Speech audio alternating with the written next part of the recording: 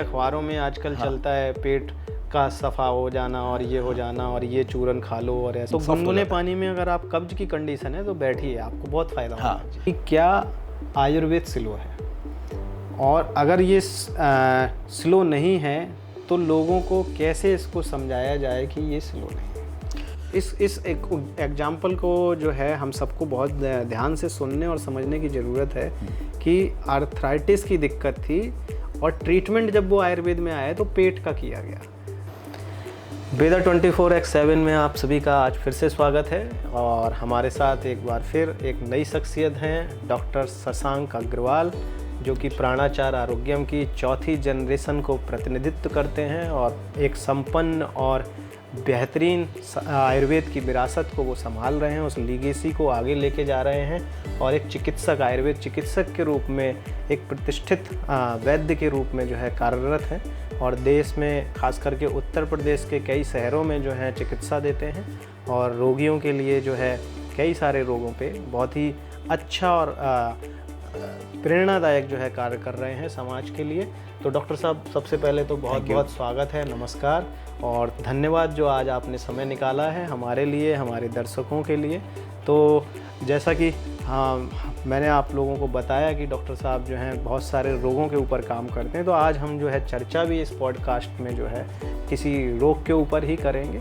और जैसा कि डॉक्टर साहब के बारे में जो मुझे जानकारी मिली और इनसे भी चर्चा करके समझ आया, तो इनका खास करके इस डाइजेस्टिव डिसऑर्डर में बड़ा अच्छा कमांड है और किसी भी रोग में डाइजेस्टिव डिसऑर्डर का एक विशेष रोल भी है। प्रॉब्लम्स जो पेट से संबंधित दिक्कतें हैं उसमें हर बीमारी में कुछ ना कुछ इन्वॉल्वमेंट होता है, कोई ना कोई ऐसी चीज़ डाइजेस्टिव सिस्टम से जुड़ी हुई होती है जिसके कारण वो बीमारी हम लोगों को हो रही होती है। तो डॉक्टर साहब, इसी से रिलेटेड अपने प्रश्नों को हम लोग आज शुरू करते हैं।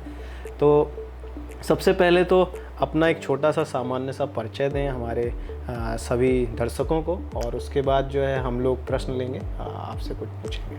थैंक यू डॉक्टर अभिषेक, यहाँ मुझे पॉडकास्ट के लिए इनवाइट करने के लिए। मैं हूँ वैद्य शशांक अग्रवाल और जो मेरा चिकित्सालय है वो है, उसका नाम है प्राणाचार्य आरोग्यम, और जो कि हाथरस, विजयगढ़, गाज़ियाबाद 3 जगह पर अभी हमारे क्लिनिक्स हैं। और बात रही डाइजेस्टिव सिस्टम की, तो क्या है कि आजकल जो मुख्य समस्या लोगों को हो रही है वो पेट से रिलेटेड ही है, और जिसमें कि जो मेन कारण है उसका वो है मंदाग्नि। मंदाग्नि मतलब जो हमारी डाइजेस्टिव पावर है वो बहुत कम हो जाना, और उस पावर के कम होने की वजह से ही सारी बीमारियां धीरे धीरे होती जाती हैं, जैसे कि एसिडिटी, कॉन्स्टिपेशन, और उसके बाद कॉन्स्टिपेशन होता है तो आदमी को और परेशानियाँ जैसे जॉइंट पेन, गठिया, ये परेशानियाँ हो जाती हैं। और भी डिसऑर्डर्स, स्किन के डिसऑर्डर्स, सोराइसिस, जिसको नॉर्मली लोग लंबे टाइम तक साइकोलॉजिकल इलनेस बोल देते हैं, लेकिन उसका जो मेन रीज़न है वो डाइजेस्टिव पावर, मतलब उसका सिस्टम की प्रॉब्लम की वजह से है, और उसमें मेन सब कुछ है उसका जो कॉन्स्टिपेशन है। तो मंदाग्नि को थोड़ा सा और अगर डिटेल में हम ब्रीफ करें तो एक तो मंदाग्नि से, उस शब्द से ही ये समझ में आता है कि अग्नि का मंद हो जाना है, यानी कि जो हमारे अंदर शरीर में एक अग्नि है वो थोड़ी सी स्लो हो जाती है, डाउन हो जाती है। एक जो नेचुरल तरीके से अंदर जो अग्नि है, अब अग्नि को एक तो थोड़ा सा और सरल तरीके से समझाएं, सरल भाषा में हमारे दर्शकों को समझाएं, और दूसरा उस अग्नि के मंद होने से कैसे रोग हो रहे हैं, बीमारियां हो रही हैं, वो भी थोड़ा सा। देखो, अग्नि का मेन काम क्या होता है कि हमारे शरीर की जो अग्नि है वो पाचक, मतलब पचाना, खाने को पचाना।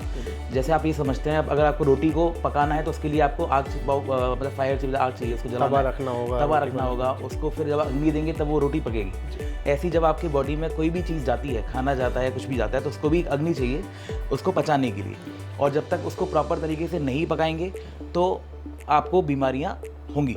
तो जब वो सही से नहीं पक पाती है तो फिर इस समस्या को एक तो मंदाग्नि बोलते हैं, और जब कोई भी चीज़ सही से नहीं पकती है तो शरीर में कुछ ना कुछ वो कच्चा रह जाता है, या वो सही से कोई ना कोई बीमारी पैदा करता है किसी जगह पे जाके, और उससे रोग पैदा होती है। जैसे कच्चा रहने का मतलब ये भी मान सकते हैं, जो आम, जो नॉर्मली जो भाषा में लोग कहते हैं कि आम हो गई, तो आम का वही मतलब है कि जो आप खाना खा रहे हो वो पच नहीं पा रहा, टॉक्सिन्स बढ़ गए तो वो आम बन जाती है। और आम बनने के बाद जैसे म्यूकस, लोगों को मोशन में जब जाते हैं तो म्यूकस, स्टिकीनेस आना, या प्रॉपर मोशन नहीं होना, IBS की प्रॉब्लम हो जाना, ये सारी ही चीज़ें उसकी वजह से हैं, आम की वजह से, मंदाग्नि से। तो मंदाग्नि को ही ट्रीटमेंट सबसे पहले ज़रूरी है। उसके जब उसका ट्रीटमेंट हम करते हैं तो बाकी धीरे धीरे सभी चीज़ें अपने आप ही ट्रीट होने स्टार्ट हो जाती हैं। तो मंदाग्नि को वैसे अगर और मैं आयुर्वेद की भाषा में आप सब लोगों को बताऊं या समझाऊं तो उसे जठराग्नि, कायाग्नि भी अग्नि को हमारे शरीर जठराग्नि, पाचकाग्नि। तो अग्नि एक बेसिकली प्राकृतिक डाइजेस्टिव फायर जो शरीर में कुछ भी जब जाता है तो उसी से पाचन होता है। और उसकी वजह से ही जो है शरीर में जो है ब्लड बनता है या और बाकी शरीर की जो ज़रूरी चीज़ें हैं, एसेंशियल पार्ट्स हैं बॉडी में, चाहे वो ब्लड के अंदर के RBCs हों, WBCs हों या हमारे मांसपेशियां हों या हमारे हड्डी का सपोर्ट देने के लिए अंदर बोन मैरो हो या जो कुछ भी हो, तो पूरा नरिशमेंट जो है हमारे एक तरह से फूड से ही होता है और उस फूड को डाइजेस्ट करने के लिए हमारे बॉडी की डाइजेस्टिव फायर होती है। तो इसी में हम लोग और थोड़ा अगर आगे बढ़ें इसी विषय पे कि जो रोग हैं खास करके डाइजेस्टिव सिस्टम से जुड़े, जो पाचन से संबंधित रोग हैं, उसमें जो है लोगों को वो रोगों से बचाव हो या ऐसे रोगों में अगर वो हो जाएं तो उन्हें क्या करना चाहिए, तो इन दोनों पे थोड़ा सा जो है बताएं। देखिए, आजकल जो सबसे मुख्य समस्या जो लोगों को होती है वो है कब्ज, यानी कि कॉन्स्टिपेशन। और कॉन्स्टिपेशन होने के बाद लोग क्या है कि बाहर जाके कोई ना कोई ऐसी दवाई ले लेते हैं जिसकी वजह से और बॉडी में ड्राइनेस हो जाती है। चूरन ले लिया आपने, किसी से बिना पूछे, कोई डॉक्टर से परामर्श नहीं लिया और चूरन ले लिया, टीवी पे ऐड देख लिया कि हाँ कि चूरन है तो उसको चूरन ले लिया उन्होंने। उससे क्या होता है कि कुछ टाइम बाद अगर लगातार लेने के बाद बॉडी उसके लिए हैबिचुअल हो जाती है, एडिक्टेड हो जाती है, और जो आते हैं वो नॉर्मली क्लीन नहीं होती, उसको जब तक वो चूरन नहीं मिलेगा वो क्लीन नहीं हो पाती, क्योंकि आंतों में जो चिकनापन है वो बिल्कुल खत्म हो जाता है, वो बिल्कुल रुक्ष हो जाती है, मतलब बिल्कुल ड्राई हो जाती है। तो ऐसी चीज़ों के लिए जो ड्राइनेस को ख़त्म करने की चीज़ें हैं वो हमें लेनी चाहिए, जिससे कि बॉडी जो आंतों में जो ड्राइनेस है वो खत्म हो। और मुझे एक चीज़ और समझ आती है कि जो कब्ज की परिभाषा है, थोड़ा कब्ज क्या है वो भी समझना मुझे लगता है, समझाना लोगों को ज़रूरी है कि कब्ज सिर्फ जो है वो दिक्कत है जब मल जो है कड़ा हो रहा है और जो है ड्राई फॉर्म में आ रहा है। अदरवाइज कई बार लोग जो है स्टिकी स्टूल को भी कब्ज मान लेते हैं। वो मेरे हिसाब से जो है वो एक गृहिणी की फॉर्म में है या उसे हम लोग जो है कोलाइटिस समझ सकते हैं। आयुर्वेद में उसे जो है मंदाग्नि से जनरेटेड डिसीजेज हम लोग कह सकते हैं। वो कब्ज का दूसरा फॉर्म है, मतलब कि कब्ज एक हुआ कि मोशन कड़ा हो गया, कड़ा होने के बाद जब वो मोशन प्रॉपर नहीं आ पा रहा है तो वो कॉन्स्टिपेशन की एक फॉर्म है। दूसरा जो पेट साफ नहीं हो रहा है लेकिन स्टूल आ रहा है, स्टिकी स्टूल है, पॉट पे चिपकता है जाके, तो वो कब्ज की दूसरी फॉर्म हुई। वो बेसिकली वो कब्ज नहीं है जिसकी वजह से वो जो लोग हैं वो खा रहे हैं। तो ऐसी कंडीशन में लोगों को क्या लेना चाहिए जब आम जैसा यानी कि स्टिकी स्टूल आ रहा है, तब उन्हें कौन से चूरन लेने चाहिए या दवाई लेनी चाहिए या डाइट में चेंज करना चाहिए? और जब मोशन हार्ड हो जा रहा है काफ़ी, जो इस मोशन के टाइम पे जो है जोर लगाना पड़ जा रहा है, या कई बार ऐसे लोगों को पूरे दिन मोशन नहीं होता, तो उन दोनों कंडीशन को कैसे जो है वो टैकल करें? देखो, सबसे पहले हमें दवाइयों से बचना चाहिए। ठीक है। अगर आपके पास घर में इतनी अच्छी चीज़ जो कि मोशन को नॉर्मल करने के लिए, सॉफ्ट करने के लिए है, वो है गाय का घी। आप गाय के घी को 1 चम्मच घी लेकर उसको दूध में मिलाकर ये हुई उस कंडीशन में जब मोशन हार्ड है। हाँ, जब अगर मोशन हार्ड है तो आप 1 चम्मच घी गाय के दूध में मिलाकर लीजिए। उससे आपका मोशन भी सॉफ्ट होगा और धीरे धीरे आपके पेट में जो है रूखापन है वो भी खत्म होगा, चिकनाई आएगी, जिससे मोशन क्लियर होगा। और इसके अलावा मुझे लगता है लिक्विड इनटेक वाली चीज़ें, हाँ, लिक्विड इनटेक वाली चीज़ भी बढ़ा सकते हैं। और साथ में मुनक्के, जो आप अगर 5 से 10 मुनक्के रात में दूध में बॉईल करके और अच्छे से बॉईल करके उसको चबा के खाइए, उसका जो बीज है निकाल कर उसके ऊपर से गर्म दूध पीजिए, उससे उसमें सॉफ्टनेस आती है और मोशन बिल्कुल क्लियर होता है। तो और कुछ ऐसी आयुर्वेदिक मेडिसिन हैं जिनको साथ में आप ले सकते हैं वो की, लेकिन अपने डॉक्टर से परामर्श करके, जो आयुर्वेद के डॉक्टर हैं उनसे। मतलब अगर आपकी बॉडी के लिए यूजफुल नहीं है तो उसको नहीं लेना चाहिए, तो वो आपका जो चिकित्सक है वो इस चीज़ को आपको बता। जो ये अखबारों में आजकल चलता है, पेट का सफ़ा हो जाना और ये हो जाना और ये चूरन खा लो और ऐसे, तो इनसे अवॉइड करना चाहिए। तो डॉक्टर साहब की बात को और थोड़ा सा ब्रीफ करता हूँ आप सब तक कि जब कब्ज है और स्टूल हार्ड है तो उस समय पे दूध या फिर जो है गाय का घी या मुनक्का या किशमिश टाइप की चीज़ें या लिक्विड इनटेक जो है अपना बढ़ाएं। और जब स्टिकी स्टूल है, जब चिपचिपा मल है, तो उस समय में क्या करना चाहिए उसका भी थोड़ा। स्टिकी स्टूल है तो उसमें सबसे पहले है डाइट। अपनी डाइट पे ध्यान दीजिए, सबसे ज़्यादा ज़रूरी। अगर आपकी स्टिकी स्टूल आ रहा है, इसका मतलब ये है कि आपका जो खाना है वो अच्छे से पच नहीं रहा। और अगर खाना नहीं पच रहा तो उसके लिए हमें पहले अपना जो डाइट है उसको कंट्रोल करना ज़रूरी है। उसमें ऑयली चीज़ें आपको बिल्कुल बंद करनी चाहिए। आपको नॉर्मल खाना पीना, हरी सब्जियाँ, लौकी, तोरई, मतलब जितना हल्का खाना खा सकते सकते हो जो बॉडी इजीली डाइजेस्ट कर ले, वो आपको खाना चाहिए। और साथ में जो अपनी कुछ मेडिसिन हैं जो जैसे चित्रकादी वटी है, वो आपको आम पाचन, मतलब आम का जो पाचन करती है वो स्टिकीनेस है वो। एक नॉर्मल इसबगोल की भूसी, ये फाइबर होता है तो उसमें वो भी उसको स्टिकीनेस को भी खत्म, हाँ फाइबर रिच डाइट भी ले सकते हैं, और जो स्टिकीनेस है वो भी खत्म होगी। कर्ड आप ले सकते हैं, तो इन सब चीज़ों से स्टिकीनेस भी खत्म होती है। बटर मिल्क में सबसे अच्छा ये बताया गया है कि आप सुबह खाली पेट काला नमक, हींग और जीरा इसको भूनकर उसमें डालिए और उसके बाद उसको पीजिए, तो उससे पेट की जो अग्नि है वो तीव्र भी होती है और उसके बाद खाना अच्छे से पचता है और स्टिकीनेस है वो भी खत्म होती है। तो आप लोगों को थोड़ा सा समझना बहुत ज़रूरी है कि अगर मोशन में स्टिकीनेस है तो थोड़ा सा डिफरेंट मैनेजमेंट करना है, और जब मोशन में जो है ड्राइनेस है तब मैनेजमेंट डिफरेंट करना है। और इसी में एक चीज़ और जोड़ना चाहूँगा कि जब आपकी स्टिकीनेस वाली कंडीशन है, स्टूल जब ज़्यादा आपका स्टिकी हो रहा है, तो उस कंडीशन में कच्ची चीज़ों को भी अवॉइड करना चाहिए। हाँ, कच्ची चीज़, जैसे अगर आप सैलेड है तो कच्चा नहीं, रॉ सैलेड नहीं खाना चाहिए, इसको हल्का सा बॉईल करके आप ले सकते हैं।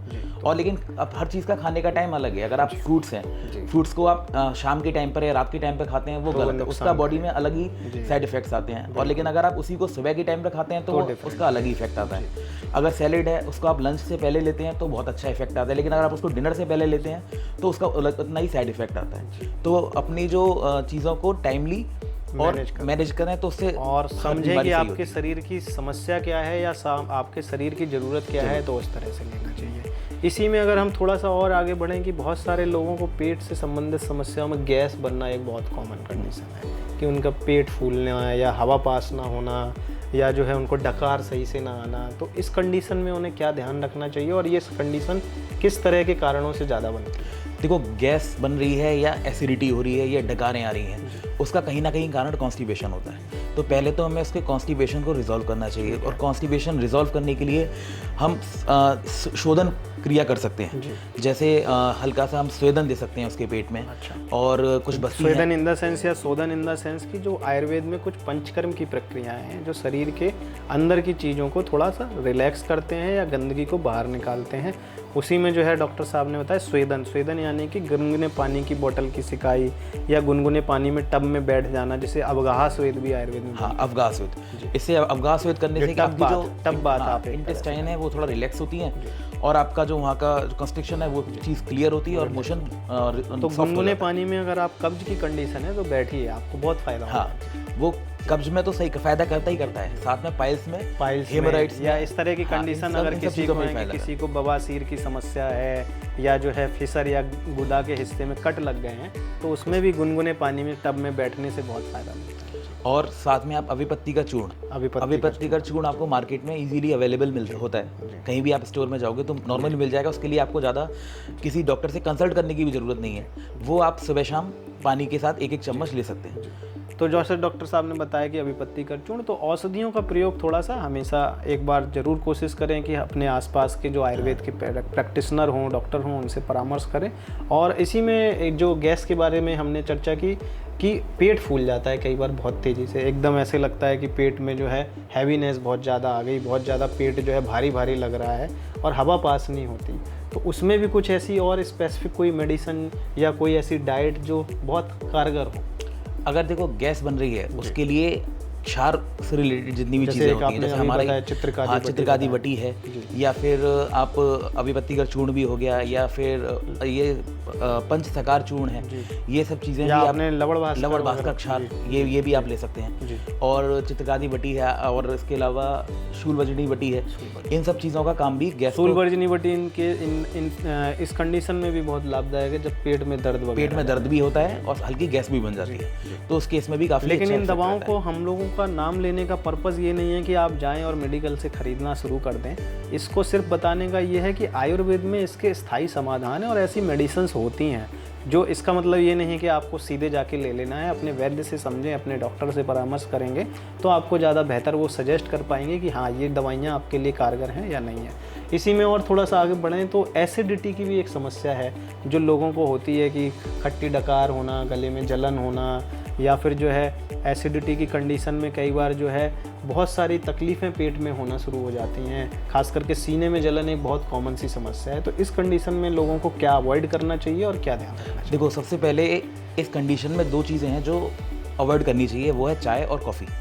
आजकल सुबह उठते ही खाली पेट सबसे पहले लोग चाय लेते हैं, फैशन बन गया है। हाँ, एक अपना एडिक्शन भी हो गया एक है। मेंटल थॉट हाँ, भी है कि उसको पिए बिना पेट उसके बिना पेट साफ नहीं होता, या फिर उसी से दिमाग भी रिलैक्स रहता है। तो वो लेने की वजह से एसिडिटी होती है। उसमें भी चाय लेने के बाद उसमें अदरक डाल के चाय लेना, वो और ही ज़्यादा, मतलब सोने पे सुहागा है, वो आप लेंगे तो और ज़्यादा एसिडिटी। नीम पे करेला। हाँ, नीम पे करें, तो वो चीज़ है, तो इसको अवॉइड करें। बाकी जितनी भी लाल मिर्च हैं या जंक फूड है, मैदा से रिलेटेड जितनी भी चीज़ें हैं जो देर से पचने वाला, जो देर से डाइजेस्ट होती हैं, जो इसकी वजह से कॉन्स्टिपेशन होता है, इसको अवॉइड करें। या फिर एग है, या फिर जितनी भी चीज़ जिसकी तासीर गर्म है, उन सबको अवॉइड करना चाहिए। जो गर्म तासीर की चीज़ें जैसे गरम मसाले, गरम मसाला है, या देर से पचने वाला खाना जैसे पराठे, राजमा, पूड़ियाँ, इस तरह की चीज़ें, मैदा से बनी चीज़ें, तो इस तरह की चीज़ों को तो एक अवॉइड कर दिया। और अगर एसिडिटी की वजह से खट्टी डकार है, गले में जलन है, तो उसमें कोई ऐसा घरेलू तरीका जो लोग अपना सामान्य तरीके से उसको जो है प्रयोग करें? इसके लिए हम जो अपने क्लिनिक में मोस्टली जो पेशेंट्स आते हैं, इसके लिए सबसे अच्छा एक घरेलू उपाय है जो आप कर सकते हैं, और हर कोई कर सकता है। उसमें सौंफ, जो उसको क्या करना है, आपको 100 ग्राम सौंफ को लेके हल्का सा तवे पे भूनना है, और उसको भूनने के बाद मीठी सौंफ खाने वाली जो सौंफ आती है, हरी वाली, और उसको भूनने के बाद अपने पास रख लीजिए। और खाना खाने के बाद उसको चबाते रहिए, ठीक है, और जब तक चबाते रहना जब तक बिल्कुल लिक्विड ना हो जाए। हाँ, और उसको जब चबाते रहेंगे तो धीरे धीरे आपको एसिडिटी में रिलीफ मिलेगा। इसीलिए कई बार जो है होटलों में आप लोगों ने भी देखा होगा, खाना खाने के बाद सौंफ देने की एक परंपरा सेटल हुई है। तो उसका पर्पस शायद मुझे लगता है कि यही रहा होगा, एसिडिटी हैवी खा लिया, बहुत आपने तंदूरी रोटियां और ये सब खा ली, तो थोड़ी सी सौंफ खा के उसको अपना रिलैक्स को न्यूट्रलाइज करना।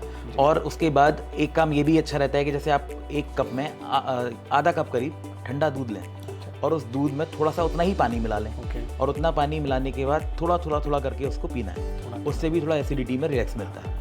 और ज़्यादा एसिडिटी होने पे किसी को गुलकंद से भी बहुत फायदा मिलता है कि अगर गुलकंद बड़ा अच्छा, गुलकंद अगर 1 चम्मच गुलकंद रात, गुलकंद बेसिकली तो गुलाब के फूलों की पंखुड़ियों से बना हुआ एक जो है छोटी सी मेडिसिन होती है, आराम से मार्केट में अवेलेबल होती है।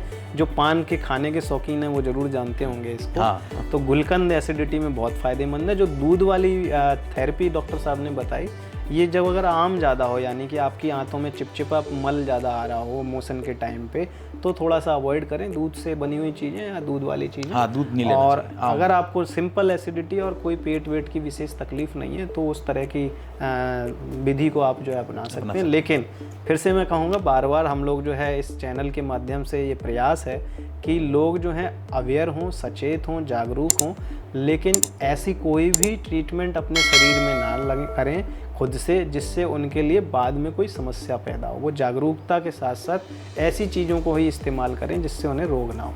तो डॉक्टर साहब, इसी में चलते चलते एक और मैं चाहूँगा कि प्रश्न पे आप उत्तर दें कि पाइल्स फिस्टुला फिशर, जैसे कि हमने कब्ज के टाइम पे जिक्र किया था उसका, तो ये जो समस्या है पाइल्स फिस्टुला फिशर की, ये किस तरह की कंडीशन में ज़्यादा डेवलप होती है, और आजकल ये बहुत आम भी होती जा रही है, बहुत कॉमन होती जा रही है लोगों को, तो इसके बारे में भी बताएं कि किस स्टेज में क्या कैसे होता है और कैसे समझें उसको। देखो, इसमें सबसे पहले तो इसके बारे में जानना बहुत ज़रूरी है कि पाइल्स फिस्टुला फिशर होता क्या है। पाइल्स आप जो जनरल भाषा में जिसको बवासीर कहते हैं, इसमें मस्सों का हो जाना या तो अंदर या फिर बाहर, और गुदा के पास, गुदा के अंदर या गुदा के बाहर हो जाते हैं मस्से, वो पाइल्स है। फिस्टुला है, उसमें पूरा वो ट्रैक बन जाता है, उसमें पस डेवलप हो जाता है, गुदा के पास रास्ता बन जाता है जिसमें से मवाद आता है। और जो फिशर है वहाँ पर गुदा के अंदर कट हो जाता है, जो कि तीनों एकदम बिल्कुल डिफरेंट बीमारी है, लेकिन हाँ, ट्रीटमेंट भी जुड़ी हुई चूंकि गुदा के हिस्से से है। लेकिन उसका तीनों का ही जो मेन कारण है वो है कॉन्स्टिपेशन, कब्ज। तो कब्ज है उसका, तो पहले तो उसमें ये है कि आपको खाने पीने में सबसे ज़रूरी है ध्यान देना कि कोई भी ऐसी चीज़ ना खाएं जिससे कब्ज हो शरीर। कई लोग ऐसे भी हैं जो नहीं खा रहे, यानी पानी भी नहीं पी रहे, हाँ, तो भी हो रही है कब्ज। तो उसका कारण कई बार क्या रहता है, कहीं ना कहीं मेडिकेशंस का भी रहता है कि कई बार क्या होता है कि पेशेंट्स कोई ना कोई दवाएं लगातार ले रहा होता है, उसकी वजह केमिकल वाली दवाई जिससे अंदर जो है और रूखा, उसकी वजह से और ज़्यादा शरीर में ड्राइनेस हो जाती है। कोई एंटीबायोटिक लंबे टाइम तक खा रहा है, फीवर की दिक्कत है या दर्द की दिक्कत है तो पेन किलर टाइप की कोई दवाई खाने लग गया, उसकी वजह से भी हो जाती है। और कई बार एक्सेसिव एक्सरसाइज करने की वजह से हो जाती है, जिससे वहाँ पर स्ट्रेन पड़ने के बाद वो कब्ज की शिकायत भी होती है और पाइल्स की दिक्कत भी हो जाती है, क्योंकि एक्सेसिव एक्सरसाइज करने से इंटरनली हमारे मसल्स पे प्रेशर पड़ता है और फिर दिक्कत हो जाती है। तो ऐसे में सबसे पहले हम एक नॉर्मल जो रेमेडी हम लोग बताते हैं अपने पेशेंट्स को, उसमें क्या है कि आपको आधे कप पानी में सुबह के टाइम पे थोड़ी सी फिटकरी और थोड़ा नींबू डालकर उसको पी लेना है। अच्छा, फिटकरी डाल, फिटकरी और नींबू डालकर।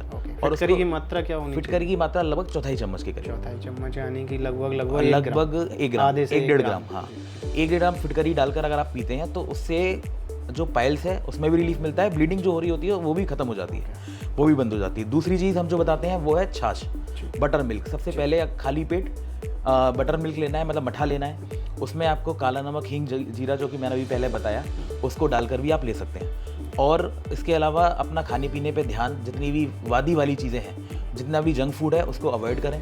और उसके बाकी अपना जो चिकित्सक है उससे परामर्श के साथ कुछ दवाएं हैं वो आप ले सकते हैं, जैसे अभ्यारिष्ट है, अर्शांतक वटी है, और इन सब का अच्छा रिजल्ट पाइल्स में रहता है। तो एक प्रश्न जो मैं अपने हर किसी आए हुए गेस्ट से जनरली पूछता हूँ जो आयुर्वेद के फील्ड में काम कर रहे हैं, खास करके उनसे, कि क्या आयुर्वेद स्लो है, और अगर ये स्लो नहीं है तो लोगों को कैसे इसको समझाया जाए कि ये स्लो नहीं है? देखो, आयुर्वेद स्लो नहीं है। बीमारी चाहे कोई भी हो और कोई भी पैथी हो, कभी देखो सबका टाइम होता है हर किसी चीज़ को ठीक करने का। अगर चाहे आप एलोपैथिक में भी जाएंगे तो कुछ बीमारियाँ ऐसी होती हैं कि उनका उसमें भी वो भी उतना ही टाइम लेती हैं जितना आयुर्वेद लेता है, क्योंकि कई क्रोनिक डिसीज़ ऐसी होती हैं जिनमें टाइम लगना ही लगता है। दूसरे सिस्टम में तो कई बार उसका कोई उपचार भी नहीं है। हाँ, कई बार उसका उपचार नहीं तो है। पूरी जिंदगी जब तक बोल देते हैं सीधे, जब तक जिंदा हो तब तक खाओगे। तो आयुर्वेदिक में ऐसा कुछ भी नहीं है कि स्लो है। अभी कई बार हमारे पास पेशेंट आते हैं कोल्ड के, जनरल कोल्ड फीवर, जो कि जनरली टैबलेट वगैरह लेने से आराम मिलता है। कई बार हम लोग मेडिसिन देते हैं, इसमें आयुर्वेद में काफ़ी अच्छी कोल्ड की दवाएं हैं, जैसे लक्ष्मी विलास रस, ये सब चीज़ें ऐसी दवाएं हैं कि जिसको देते ही तुरंत इमीडिएट पेशेंट को रिलीफ मिलता है। तो आयुर्वेद बिल्कुल स्लो नहीं है, लेकिन कुछ चीज़ें ऐसी होती हैं जो टाइम पर ही ठीक हो तो ज़्यादा बेटर है, उसको जल्दबाजी में जैसे ना कि करना क्रॉनिक कोई डिसीज है, किसी को डायबिटीज़ की समस्या है, हाँ। या तो ये अगर समस्या ही कई सालों पुरानी है तो निश्चित तौर पे उसमें सही उसमें टाइम लगेगा। अब कई मतलब 1-1.5 साल पहले एक बार मेरे पास एक पेशेंट था, वो काफ़ी जगह से, मतलब 3 से 4 साल से वो ट्रीटमेंट अपना करा रहे थे चारों तरफ जा के इधर। उनको मेन जो शिकायत थी वो थी गठिया वाली, और गठिया की शिकायत ऐसी है कि उसमें आदमी बिल्कुल पूरी तरह से परेशान हो जाता है। गठिया को क्लिनिकल भाषा में क्लिनिकल आर्थराइटिस कहते हैं, लेकिन आयुर्वेद के अकॉर्डिंग वो आर्थराइटिस नहीं है, उसके काफ़ी अलग अलग टाइप्स होते हैं। हाँ, भेद है उसके। तो जिसको वैसे आप नॉर्मली ये मान सकते हैं जोड़ों में दर्द, तो उसकी वजह से वो काफ़ी परेशान था, स्वेलिंग थी उसको। तो हर जगह जब वो मेरे पास आया तो हमने जब उसको देखा, उसका जब नाड़ी परीक्षण किया, नाड़ी परीक्षण मतलब नब्ज जब देखने के बाद हमें पता चला उसकी जो मेन शिकायत थी वो पेट की थी। उसको कॉन्स्टिपेशन था लंबे टाइम से, और जब लंबे टाइम से कॉन्स्टिपेशन था उसी की वजह से उसको मंदाग्नि थी, और मंदाग्नि की वजह से ही उसका खाना था वो अच्छे से पच नहीं रहा था, और उसकी वजह से जो टॉक्सिन्स थे वो चारों तरफ इकट्ठे, मतलब जिसको जनरली आम भाषा में आम कहते हैं, और उसे दर्द हो रहा था, और उसकी वजह से उसको बॉडी में पेन हो रहा था। दूसरे सिस्टम में जाके ट्रीटमेंट करा रहा था, उसमें वो खाली पेन कह रहे थे कि तुम पेन किलर खाओ और ये तो तुम्हारे आर्थराइटिस, बस आर्थराइटिस की शिकायत है। तो वो जब परेशान था तो हमने उसका ट्रीटमेंट लगभग चला था, 4 से 5 महीने ट्रीटमेंट चला था, लेकिन 4 से 5 महीने ट्रीटमेंट चलने के बाद पूरी तरह से रिकवर हो गया।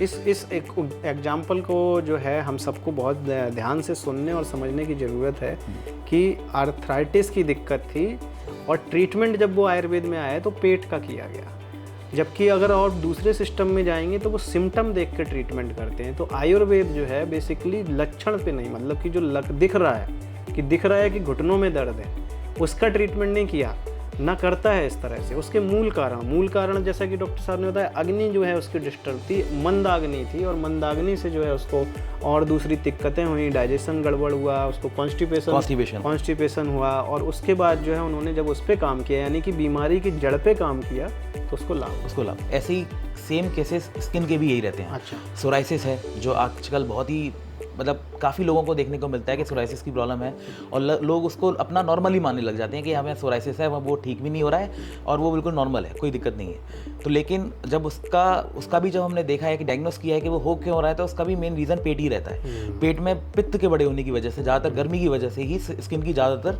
बीमारियाँ होती हैं। तो जैसे कि आर्थराइटिस था वो पेट में, एक तो जब मंदाग्नि हुई, डाइजेस्टिव डिस्टर्बेंस हुआ, बात डिस्टर्ब हुई, शरीर की वायु डिस्टर्ब हुई, तो दिक्कत हुई गठिया की। और ऐसे ही जब पित्त वगैरह की दिक्कत हुई शरीर में, कि उनका जो है अग्नि डिस्टर्ब हुई, डाइजेस्टिव सिस्टम डिस्टर्ब हुआ, तो उनको स्किन से संबंधित प्रॉब्लम्स हुई। तो यानी कि एक सामान्य सी समझने की बात ये है कि जो दिख रहा है ना, उसके हिसाब से चिकित्सा नहीं करानी है, और जो दूसरे सिस्टम में कई बार जो है इस तरह के जब ट्रीटमेंट होते हैं तो रिजल्ट बहुत नहीं आते, सिर्फ वो दबाने का काम करते हैं। और इसी में आयुर्वेद जो है वो ये काम करता है कि जिस कारण से दिक्कत हो रही है, यानी कि बात की अगर समस्या है, वायु डिस्टर्ब हो रही है शरीर की, तो बात पे काम करेंगे, वायु पे काम करेंगे। अगर अग्नि पे डिस्टर्बेंस है, पित्त डिस्टर्ब हो रहा है, शरीर की हीट का पूरा सिस्टम डिस्टर्ब हो रहा है और उससे कोई बीमारी स्किन की या वो हो रही है, तो उसके कारण पे काम करेंगे। तो आप लोगों को सबको ये समझने की ज़रूरत है कि साइंटिफिक सिस्टम कौन है। साइंटिफिक सिस्टम वो नहीं है जो देख रहा है और उसी की तरफ लीपापोती कर रहा है, उसका मूल कारण क्या है, उसकी वजह से। जैसे कई बार होता है कि कोई छोटा बच्चा है, अब छोटे बच्चे जो हैं बीमारी में अपनी बीमारी बता नहीं पाते, कि कई बार वो रोने लग जाते हैं, तो उसको रोने के हिसाब से ही समझना है वो कहाँ हाथ रख रहा है, वो देख के अंदाज़ा लगा के।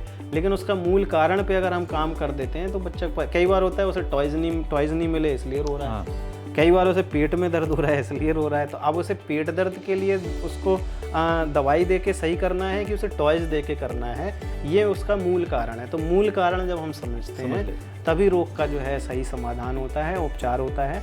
आयुर्वेद इसी तरह से करता है।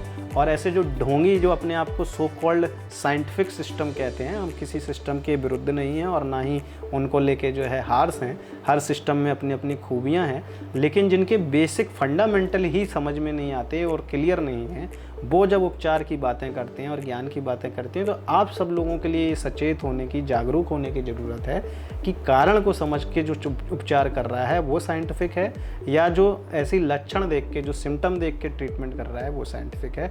तो इस पॉडकास्ट में चलते चलते अगर आप हमारे रोगियों को हेल्दी रहने के लाइफ स्टाइल अपनी या डेली रूटीन में वो बीमार ना पड़ें, और जो अगर कोई दिक्कत आ गई है तो उसमें वो अपने आप को कैसे बेहतर कर सकते हैं, उसके बारे में अगर कुछ और नए सुझाव या कुछ चलते चलते कुछ बातें कहना चाहेंगे तो ज़रूर प्लीज़। देखिए, सबसे पहले अगर अपनी लाइफस्टाइल को आपको ठीक रखना है तो एक्सरसाइज पे ध्यान देना चाहिए, फिजिकल एक्टिविटीज़, और फिजिकल एक्टिविटीज़ के साथ में योगा, जैसे प्राणायाम है, अनुलोम विलोम है, वो आपको डेली अपनी बॉडी के लिए आधा घंटा, सुबह आधा या 1 घंटा तो निकालना ज़रूरी है। उसको आप निकालेंगे तो आपकी लाइफस्टाइल ठीक होगी। आप अपना मॉर्निंग वॉक चालू करिए या इवनिंग वॉक करिए। अगर आप मॉर्निंग में नहीं कर पाते हैं, इवनिंग में भी नहीं कर पाते हैं, तो रात में खाना खाने के बाद 1 घंटे वॉक करिए। इतना वॉक करना ज़रूरी है, एक्सरसाइज पे ध्यान देना ज़रूरी है, प्राणायाम करना ज़रूरी है। बाकी डाइट पे ध्यान देना बहुत ज़रूरी है। रात जो डिनर है अपना जितना लाइट कर सकते हैं उतना लाइट करें, और सोने से 3 से 4 घंटे पहले डिनर करें, और वो भी बहुत लाइट डिनर करना चाहिए। करें तो इवनिंग का फूड जो इवनिंग का फूड, हाँ, लाइट ही रखें। फिजिकली एक्टिव रहें, हाँ, डाइट के लिए थोड़ा सा कॉन्शियस रहें, ओवर कॉन्शियस भी ना रहें, लेकिन और इन सब चीज़ों से ही हेल्थ को अच्छे से मैनेज करा जा सकता है। मतलब नॉर्मली जो prevention is better than cure, जो कि बहुत अच्छी बात कही डॉक्टर, जनरल भाषा में बोला ही जाता है।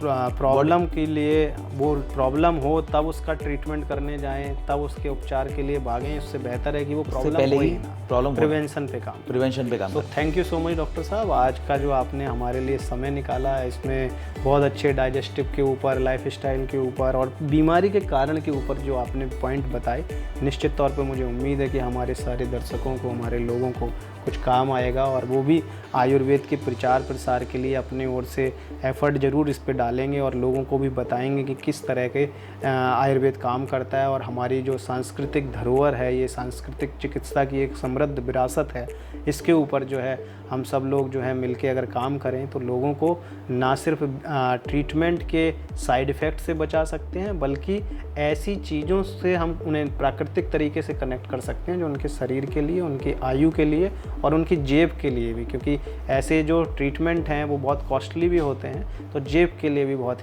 हितकारी होंगे। आप सब लोगों ने हमें ध्यान से सुना और हमारे इस पॉडकास्ट को सुनने के लिए बहुत बहुत आभार और धन्यवाद। जल्दी ही आप सबके बीच में हम लोग एक नया और एक विद्वान शख्सियत के साथ जो है चर्चा करेंगे। तब तक के लिए धन्यवाद। वेदा प्रणाम।